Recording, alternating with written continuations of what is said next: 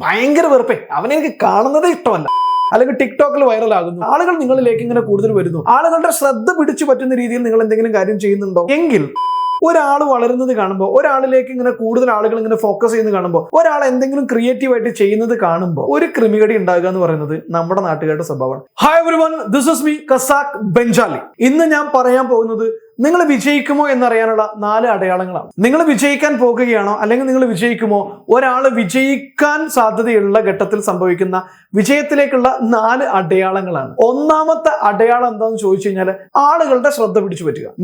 നിങ്ങൾ ചെയ്യുന്ന എന്തെങ്കിലും കാര്യം അല്ലെങ്കിൽ നിങ്ങളുടെ കൂട്ടുകാർ ചെയ്യുന്ന എന്തെങ്കിലും കാര്യം ഏതെങ്കിലും രീതിയിൽ ആളുകളുടെ ശ്രദ്ധ പിടിച്ചു പറ്റുന്ന രീതിയിലാണോ, നിങ്ങൾ അതിൽ നിന്ന് പണം ഉണ്ടാക്കുന്നുണ്ടോ, ലാഭം ഉണ്ടാക്കുന്നുണ്ടോ എന്നുള്ളതൊന്നും വിഷയമല്ല. പക്ഷെ ചെയ്യുന്ന കാര്യം കൂടുതൽ ആളുകൾ അഭിപ്രായം പറയുന്നു, കൂടുതൽ ആളുകളുടെ ശ്രദ്ധ പിടിച്ചു പറ്റുന്നു, അല്ലെങ്കിൽ ടിക്ടോക്കിൽ വൈറലാകുന്നു, അല്ലെങ്കിൽ വേറെ ഏതെങ്കിലും കാര്യം ചെയ്തുകൊണ്ട് ആളുകൾ നിങ്ങളിലേക്ക് ഇങ്ങനെ കൂടുതൽ വരുന്നു, ആളുകളുടെ ശ്രദ്ധ പിടിച്ചു പറ്റുന്ന രീതിയിൽ നിങ്ങൾ എന്തെങ്കിലും കാര്യം ചെയ്യുന്നുണ്ടോ എങ്കിൽ നിങ്ങൾ വിജയിക്കാനുള്ള സാധ്യതയുണ്ട്. കാരണം വിജയത്തിന്റെ ആദ്യത്തെ സ്റ്റെപ്പ് നിങ്ങൾ കടന്നു കഴിഞ്ഞു. നിങ്ങൾ ഏത് കാര്യം ചെയ്യുന്നുവെങ്കിലും നിങ്ങൾ ബിസിനസ്സാണ് ചെയ്യുന്നതെങ്കിൽ നിങ്ങളുടെ ബിസിനസ്സിലേക്ക് കൂടുതൽ കസ്റ്റമേഴ്സ് വരുന്നു, ആളുകൾ എല്ലാവരും നിങ്ങളുടെ ബിസിനസ്സിനെ ശ്രദ്ധിക്കുന്നു, കൂടുതൽ കസ്റ്റമേഴ്സ് വരുന്നു.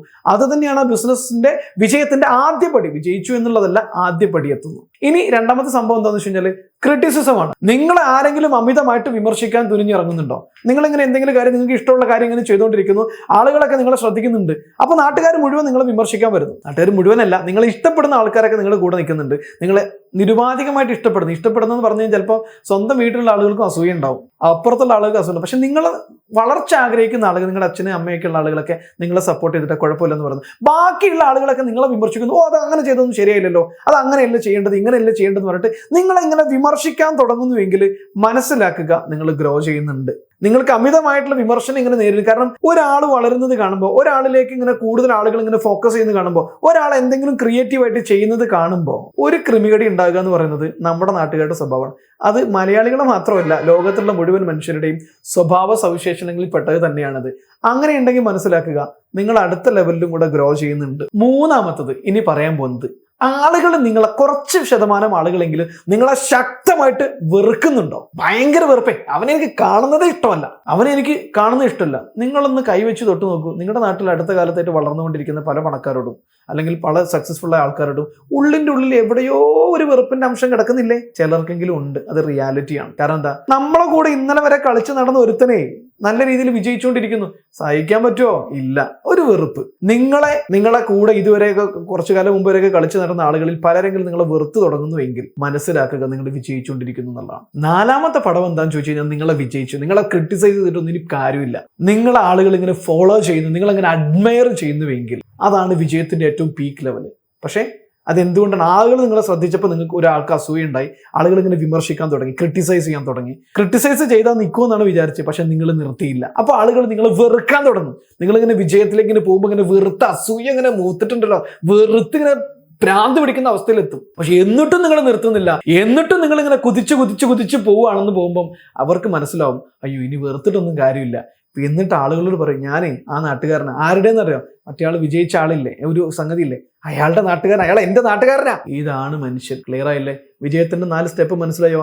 1 ആളുകൾ ശ്രദ്ധിച്ചു തുടങ്ങുക, 2 ആളുകൾ വിമർശിച്ചു തുടങ്ങുക, 3 ആളുകൾ വെറുത്തു തുടങ്ങുക. ഇതൊക്കെ കഴിഞ്ഞിട്ട് നിങ്ങളെ പിടിച്ചാൽ കിട്ടുന്നില്ലെങ്കിൽ നിങ്ങളെ ആളുകൾ അഡ്മയർ ചെയ്യും. എൻ്റെ ലൈഫിൽ ഇതൊക്കെ ഉണ്ടായിരുന്നു. ഞാൻ വിജയിച്ചു എന്ന് ഞാൻ പറയുന്നത്, ഞാൻ ഈ ഐഡിയ, ഈ ഒരു മേഖലയിലേക്ക് വരണം, എനിക്ക് എൻ്റെ കാര്യങ്ങൾ ചെയ്യണം എന്നൊക്കെ പറഞ്ഞുകൊണ്ട് ഞാൻ ഇറങ്ങിയ സമയത്ത് എൻ്റെ ഏറ്റവും അടുത്ത കൂട്ടുകാരിൽപ്പെട്ട പലരാണ് എന്നെ ഏറ്റവും കൂടുതൽ വിമർശിച്ചത്.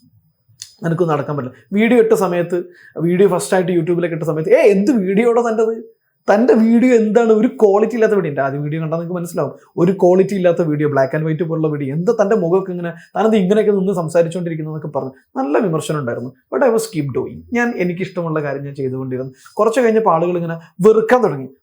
പല കൂട്ടുകാരൊക്കെ പറഞ്ഞു, എനിക്ക് മോട്ടിവേഷൻ, എൻ്റെ ഏറ്റവും അടുത്ത് അതുവരെയൊക്കെ പലപ്പോഴും സംസാരിച്ചുകൊണ്ടിരുന്നില്ല, നീ പറയുന്ന സംഗതിയൊക്കെ ഒക്കെ, പക്ഷെ നിന്റെ പ്രിൻസിപ്പിൾ ഉണ്ടല്ല, അതൊന്നും എനിക്ക് ഒട്ടും ഇഷ്ടമല്ല കേട്ടോ, ആളെ പറ്റിക്കുന്ന പരിപാടിയാണ്, ഇതാണ് ലോകത്തിലെ മുഴുവൻ ആളുകളും മോട്ടിവേഷനൊക്കെ കിട്ടിയിട്ടാണ് ജയിച്ചത്, അല്ലാത്ത എത്ര ആളുകളുണ്ട് കാണുന്നിടന്നൊക്കെ വെറുതെ ചീത്ത പറയാം, ഇതൊന്നും യോജിക്കാൻ പറ്റുന്ന കാര്യമില്ല, ഇതൊന്നും അംഗീകരിക്കാൻ പറ്റുന്ന കാര്യമില്ല എന്നൊക്കെ പറഞ്ഞുകൊണ്ട് ആളുകൾ അങ്ങ് വെറുത്തിട്ട് ദേഷ്യം പിടിച്ചിട്ടൊക്കെ വരിക.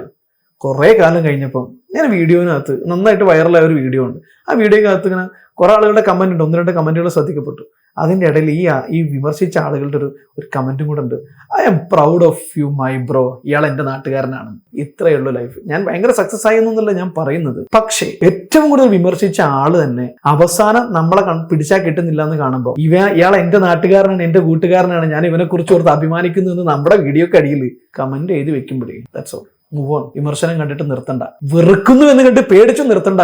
Move on. നിങ്ങൾ ചെയ്യുന്നത് നന്മയാണെങ്കിൽ, നിങ്ങൾ ചെയ്യുന്നത് സമൂഹത്തിന് ഉപകാരപ്പെടുമെങ്കിൽ, നിങ്ങൾ ചെയ്യുന്നതിൽ സമൂഹത്തിന് നിങ്ങൾക്ക് സന്തോഷം കിട്ടുന്ന കാര്യങ്ങളുണ്ടെങ്കിൽ നിർത്തരുത് ബ്രോ. മുന്നോട്ട് പോവുക. പരിഹസിക്കാൻ കുറെ ആളുകളൊക്കെ ഉണ്ടാവും, കുറ്റം പറയാൻ കുറെ ആളുകളൊക്കെ ഉണ്ടാവും, നിങ്ങളെ വെറുത്തിട്ടെങ്കിലും നിർത്താൻ വേണ്ടി കുറെ ആളുകൾ ഉണ്ടാവും. നിർത്തരുത്, കുതിച്ച് മുന്നോട്ട് പോവുക. ലൈഫ് ഒന്നേ ഉള്ളൂ നമുക്ക്. 10 ലൈഫൊന്നുമില്ല. 10 വട്ടം ഇവിടെ ജനിക്കാനും പോകുന്നില്ല.